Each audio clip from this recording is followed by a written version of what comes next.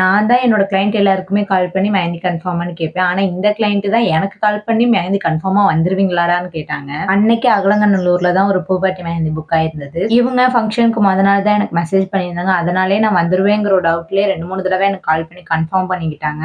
எப்போதும் போல 1 ஹவர் லேட்டா தான் போனேன். நானும் இத சரி பண்ணிரலாம்னு நெனைக்கிறேன். ஆனா எப்படியா இருந்தாலும் ஏதாவது ஒண்ணு நடந்து பிரைடோட வீட்டுக்கு 1 மணி நேரத்துக்கு லேட்டா தான் போறேன். இவங்களுக்கும் ஆல்ரெடி நான் ரெஃபரன்ஸ் இமேஜ் 2, 3 அனுப்பியிருந்தேன். அதுல ஒண்ணு சூஸ் பண்ணி தான் எனக்கு அதே ரெப்ளிகேட் பண்ணி கேட்டிருந்தாங்க. இவங்க ஹேர் ரிமூவ் பண்ணதுனால பேக் ஹேண்ட் கொஞ்சம் டஃப்பா தான் இருந்துச்சு. கொஞ்சம் பொறுமையா எடுத்து போடுற மாதிரி தான் இருந்துச்சு. அவங்க கேட்டிருந்த மாதிரியே ஃப்ரண்ட் அண்ட் பேக் பிரைடுக்கு முடிச்சுட்டு அவங்களோட சிஸ்டர் ஒருத்தவங்களுமே ஹாஃப் லென்த்துக்கு கேட்டிருந்தாங்க. ஃப்ரண்ட் மட்டும் அவங்களுக்கு அதுவுமே பண்ணி கொடுத்துட்டு வந்திருந்தோம். அவங்க வீட்ல எல்லாருக்குமே மெஹந்தி பிடிச்சிருந்ததாவும் நான் இருக்கும்போதே எல்லார்கிட்டயும் சொன்னாங்க. அவங்களுக்கு முடிச்சுட்டு என்னோட ஃப்ரெண்டுக்கு தில்லை நகர் போய் மெஹந்தி பண்ற மாதிரி இருந்துச்சு. கொஞ்சம் டைம் ஆனதுனால நெக்ஸ்ட் டே மார்னிங் போட்டுக்கலாம்னு சொன்னதுனால அப்படியே சாப்பிட்டுட்டு நாங்க கிளம்பிட்டோம்.